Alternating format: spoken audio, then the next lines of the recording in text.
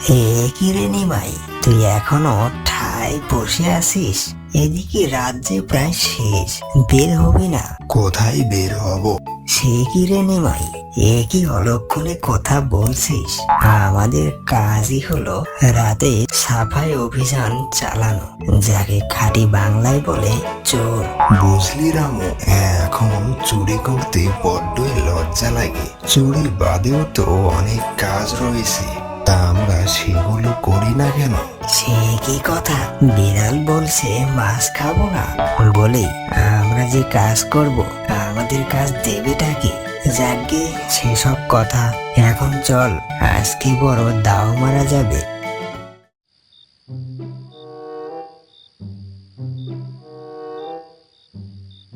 এই দেখ নিমাই,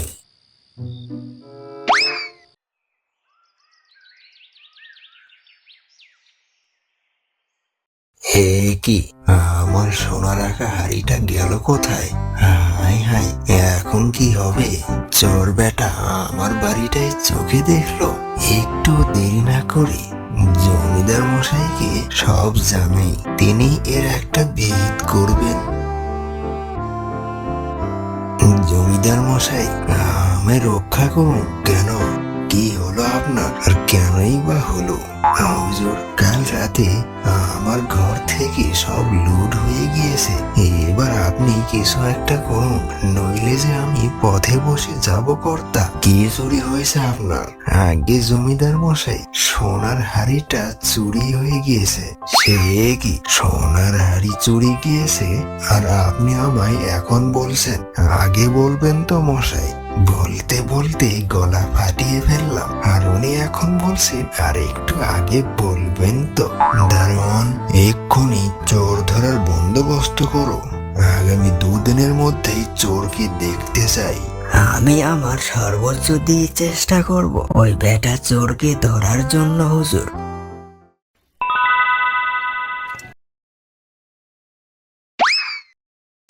জমিদার মশাই, আপনার হুকুম আমি অক্ষরে অক্ষরে পালন করেছি। এই নিন আপনার সেই চোর। বিশ্বাস করুন হুজুর, আমরা চুরি করিনি। কি করে বুঝলে যে এরাই চুরি করেছে? এ তো একেবারে জলের মতো পরিষ্কার। আমাদের গ্রামে এই 2 জন ছাড়া আর কেউ হাত সাফাই করে বলে আমার মনে হয় না হুজুর। হুজুর, আমার 250 সোনার মোহরওয়ালা হাড়িটা কি তাহলে ফেরত পাবো না? মিথ্যে কথা হুজুর, ও মিথ্যে বলছে। ওই হাড়িতে মাত্র 150 খানা স্বর্ণ মুদ্রা ছিল। এবার দেখলেন তো হুজুর, আমার কথা কখনো ভুল হবার নয়। আর রক্ষে নেই। এবার বল হতচ্ছাড়া, ওই সোনার হাড়িখানা কোথায় রেখেছিস?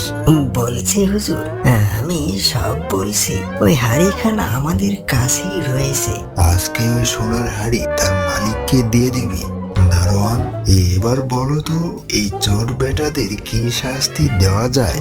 বড্ড ভুল হয়েছে হুজুর, এবারের মতো আমাদের মাফ করে দিন, আর একটা সুযোগ দিন।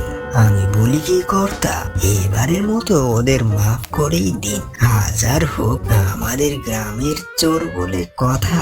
এবারের মতো তোদের মওকুফ করেই দিলাম। মনে রাখবি, এটাই তোদের শেষবার। এইবার কি করবি নিমাই?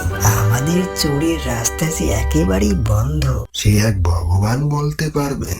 আগে এতটা ভেঙে পড়িস নি নিমাই, আমার মাথায় একটা বুদ্ধি আসবো আসবো করে উকি দিচ্ছে। কি সেই উপায়? তাহলে শোন। তার জন্য একটা বড় দেখে মাটির হাড়ি লাগবে। তাহলে আর দেরি না করি আজকে থেকে কাজে লেগে পড়। আমায় সোনার মোহর দিয়ে যা। হ্যাঁ, কি কথা বললো? ও বাবা, আবার ভূত নয় তো? বলা তো যায় না, এই ভর দুপুর বেলায় হতেও পারে। ভূত নয় রে মূর্খ, এই মাটির হাড়িটার দিকে একটু চেয়ে দেখ। ও বাবা, মাটির হাড়ি দেখছি কথা বলছে। আমায় কটা সোনার মুদ্রা দিয়ে যা, আর দেখ আরো কত কি করি। আমি তোমায় সোনার মুদ্রা দিতে যাব কেন? হ্যাঁ, দিলে লাভ বই ক্ষতি হবে না রে। আজ যা দিবি কাল তার দ্বিগুণ পাবি। হ্যাঁ, সত্যি বলছো? একবার দিয়েই দেখ না। এই নাও। কাল এসে দ্বিগুণ নিয়ে যাস। এখন ভালো ছেলের মতো বাড়ি চলে যা। হ্যাঁ, এই দেখ নিমাই, কতগুলো সোনার মুদ্রা নিয়ে এসেছি। এই কেলো করেছে, কেউ বুঝতে পারেনি তো? ডাক পক্ষীতেও টের পাইনি। আজ খোঁজ নিয়ে দেখলাম গ্রামের প্রায় সবাই সোনার মুদ্রা দ্বিগুণ করতে আসবে। কালকে তাহলে বড় দাও মারা যাবে বল। তার বলতে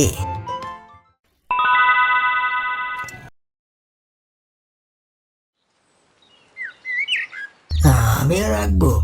আমিও আমিও। আজ যা পেয়েছি এই দিয়ে এক যুগ নিশ্চিন্তেই চলে যাবে। যেভাবেই হোক এবার কেটে পড়তে হবে। হ্যাঁ, জমিদার মশাই, আমাদের রক্ষা করুন জমিদার মশাই। কেন, আপনাদের কি হয়েছে? আমাদের সব লুট হয়ে গিয়েছে। আচ্ছা, এবার একটু খলসা করে বলুন, নইলে আপনাদের কিভাবে রক্ষা করব। তাহলে শুনুন।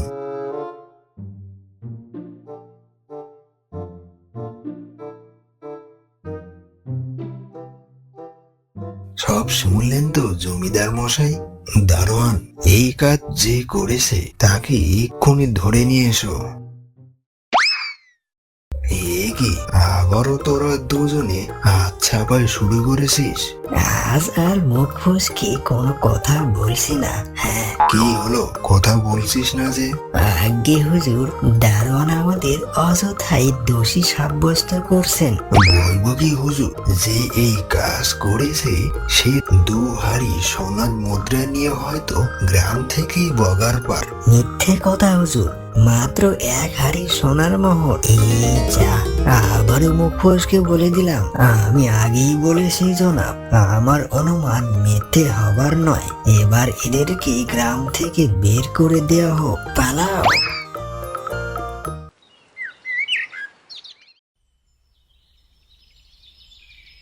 এই যে ভাইয়া, বলি শুনছেন?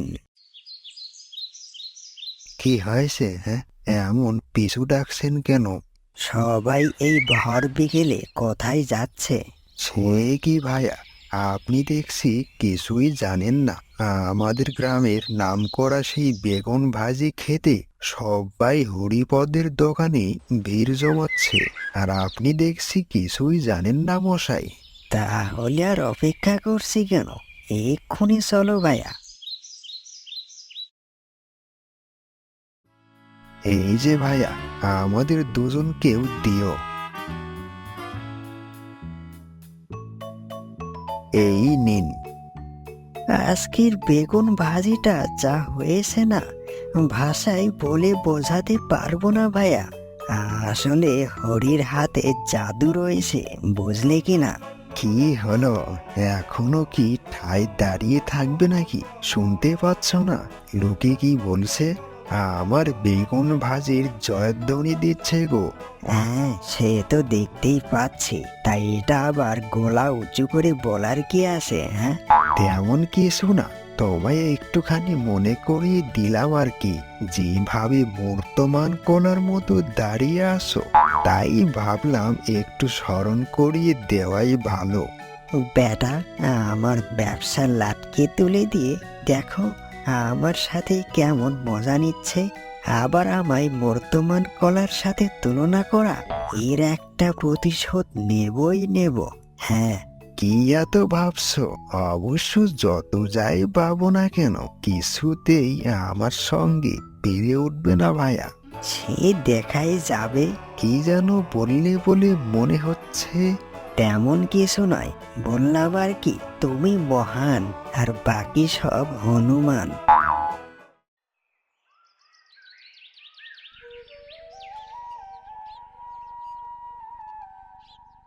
এইভাবে কি আর চলা যায়? হ্যাঁ, যাচ্ছিল, দিনগুলো ভালোই যাচ্ছিল, কিন্তু হঠাৎ এই বেটা হরিপদ এসে আমার ব্যবসার 12টা বাজিয়ে দিল। কি যেন একটা মশলা মিশিয়ে খদ্দেরদের মন জয় করে নিল। এদিকে যা ক্ষতি হবার তা আমারই হলো। এবার যে করেই হোক ওই বেটা হরিপদ তার বেগুনে কি মশলা দেয় সেটাই দেখতে হচ্ছে। আর দেরি না করে এক্ষুনি কাজে লেগে পড়ি।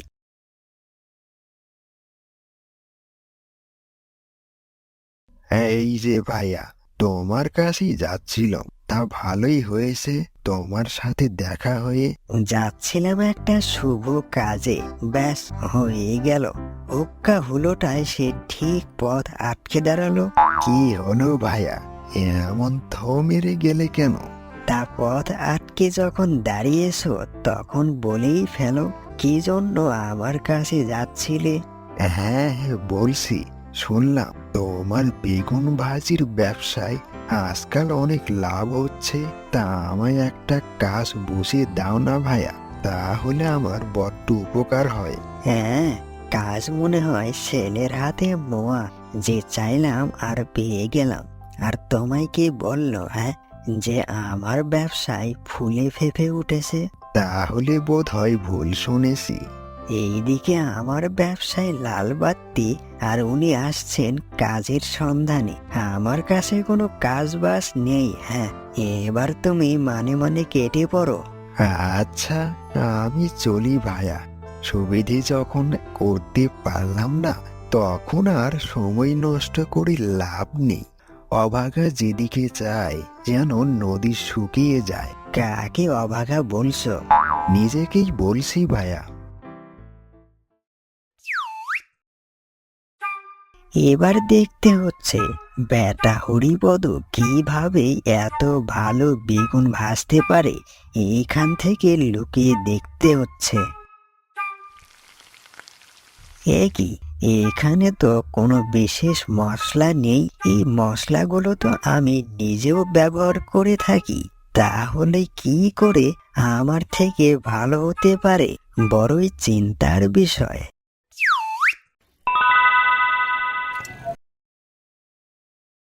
আজ কদিন হলো আমার প্রতিপক্ষ রামুকে দেখছি না যে।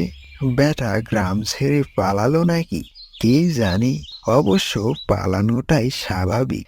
আমার সাথে প্রতিযোগিতায় পেরে উঠতে না পারায় ওর বতামুখ ভোঁতা হয়ে গিয়েছে। হ্যাঁ, কিন্তু এদিকে যা কাজের চাপ, তাতে একা সামাল দেওয়া মুশকিল হয়ে পড়েছে বটে। একটা উপায় পেয়েছি, এতে এক ঢিলে দুই পাখি মরবে। হ্যাঁ। রামু, কোথায় গেলে গো?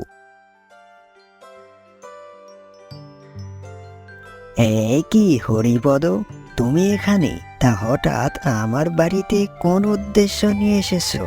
আমায় হেটা করে ক্ষান্ত হওনি দেখছি। না গো রামু ভাইয়া, আমি হয়তো ব্যবসায় প্রতিযোগিতায় হারাতে শিখেছি ঠিকই, কিন্তু আজ অব্দি কাউকে ঠকাতে শিখিনি ভাইয়া, বুঝলে কি না? কি বলতে যাচ্ছ সেটা একটু খলসা করে না বললে বুঝবো কেমন করে? মানে কালকে থেকে তুমি আর আমি দুজনে মিলে বেগুন ভাজির ব্যবসা আরম্ভ করব গো। এতে কি তোমার কোনো আপত্তি রয়েছে? হ্যাঁ, সত্যি বলছো ভাইয়া? আমায় সঙ্গে নিবে তুমি? তাহলে আর বলছি কি। অবশেষে হিংসের কালো রাত কেটে এলো নতুন প্রহর। শুরু হলো এক নতুন জীবন। সমাপ্তি ঘটল দুজনের প্রতিযোগী সেই মুহূর্ত।